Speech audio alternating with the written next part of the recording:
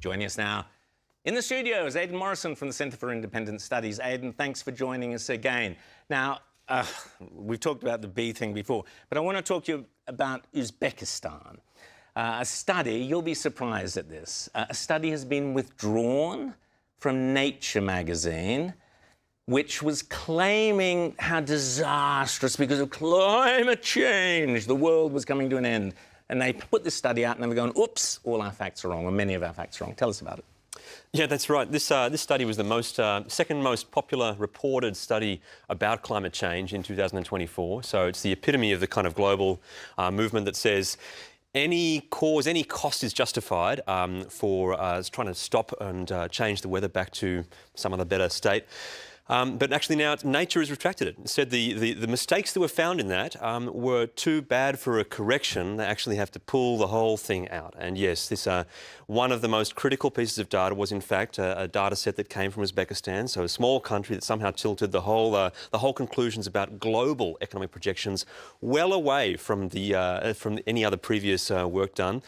And now it has to be withdrawn. So I think that the whole kind of sense that any cost is justified, we must defeat climate change, I think is in the tatters are increasingly coming out now because Nature, which was the esteemed height, when I was a physics grad, like, you know, the idea of publishing in Nature was the thing that everyone dreamed of. Your career was absolutely made. But now Nature is pulling back these papers, so where to from here?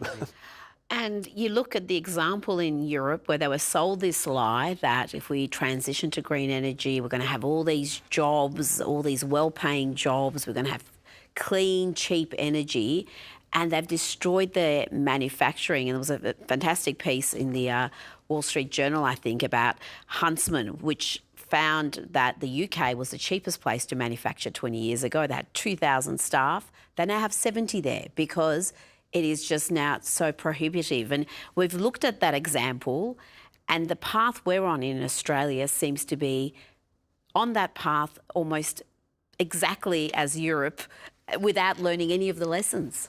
That's exactly right. Like, we've got Germany as well, another country whose manufacturing sector is in completely catastrophic decline. It's been described by industry leaders there as being the worst industrial crisis since World War II. The United Kingdom as well, like they're shuttering industry left, right and centre. They're trying to roll out new subsidies. Their government, unlike ours, is willing to admit that their policies to introduce renewables actually are the cause of some of these costs, right? So these things are catching up, and even the links are now being admitted to and drawn in other countries around the world.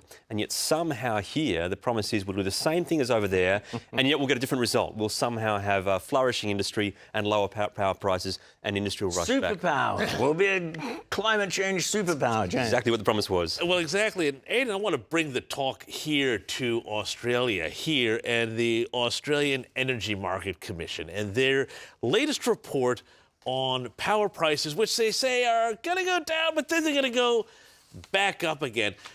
Tell us about this sort of attempt to kind of polish this up and make it look like, oh, no, the renewables are actually helping, but they're not. And it struck me, looking at this, that it felt like they're trying to run a bit of a political agenda here. Am I just being cynical? I don't think you're being cynical at all, because analysts like myself and many others have been looking at this rollout thinking, how do you expect to have lower costs when you're trying to get weather-dependent generators to somehow match real-world actual demand? And it's always been kind of puzzling. And last year they said somehow that they would have prices go down just a little bit, but this year they acknowledged that actually they're going up. And that retraction, I think, tells you what they're actually doing for some of their fudge factors in there. And one of the big things is they have basically relied on totally optimistic projections of things like EVs, but you've got to charge them at the right time of the day to suit the grid, and also home batteries, but you give control back to your retailer so they can switch them on and off at the right time for the grid again. And also green hydrogen, which is meant to sort of wrap around the sunshine and just generate when the sun is shining. In this year's projection, they've basically had to admit that some of those things are not happening quite as much. And that has meant that the system has actually cost more, and their model actually builds less renewables. So they're trying to tell us that, oh no, more renewables is a solution.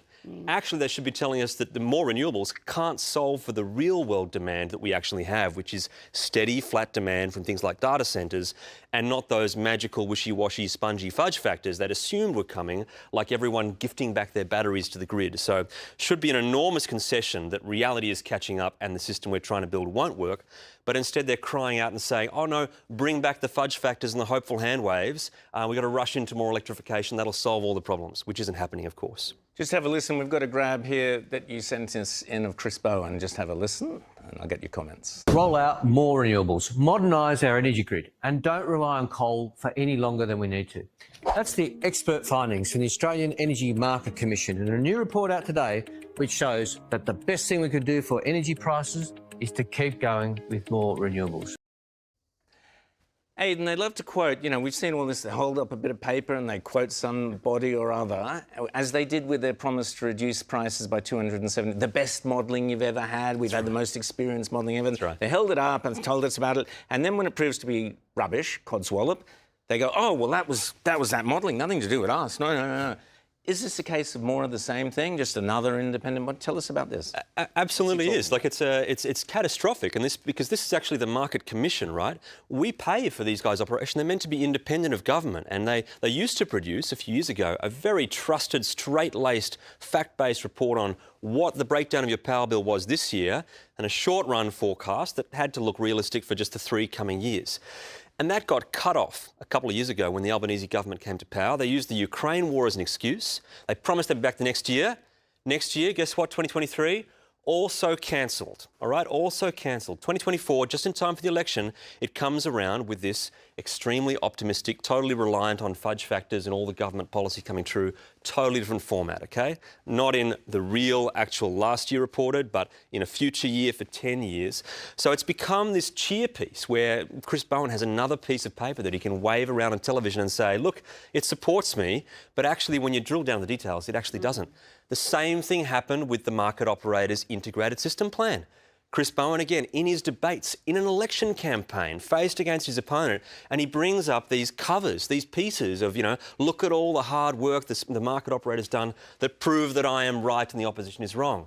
Actually, the market operator, they've said they're forced to basically assume that all government policy is true and successful. So it doesn't prove anything. It doesn't prove anything about whether the government policy is good or not. That's been admitted. But yet, Bowen, I think, is doing a huge disservice because we should be able to trust these institutions, and they've become this political cheerleader that is just kind of like, look at me, the institutions say I'm right, and now we can't trust them anymore at all. Rita.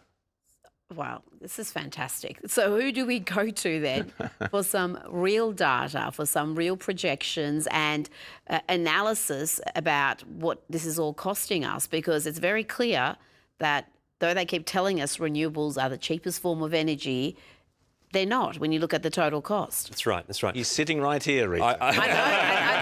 I know, but you can't carry the weight on your shoulders.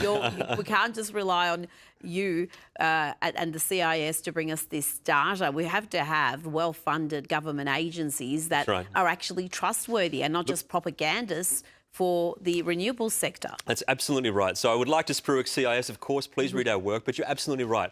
First, trust your power bill, OK? Reality can't, like, you know, that must catch up with reality at some point. That's telling. You can also trust all the other countries around the world. Look at all the examples. Look at Denmark, look at Germany, look at the United Kingdom. Their power bills are sky high, and now the governments are actually admitting to drawing that link, OK?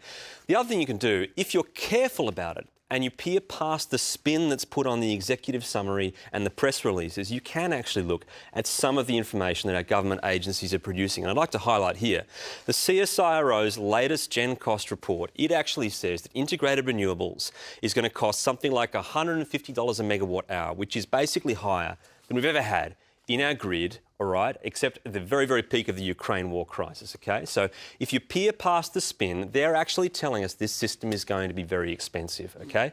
So you have to go past the executive summary, past the media releases, but if you look at the details, they're actually telling us prices must go up. 5 years ago, they said it'd be $70. Now it's $150. Think about the credibility. Think about the backsliding here, where we're slowly, year by year, mugged by reality. But actually, if you're careful, even these agencies do tell us that things are going to get a lot more expensive, as the Market Commission's latest one did too. They've said prices are going to go up in the next 10 years with government policy. Aidan Morrison, you're the bearer of bad news every time you come in, but someone has to be. I'm sorry. Get away from the spin, but it's fantastic to chat to you. So much information, so many insights. Thanks so much, Aidan.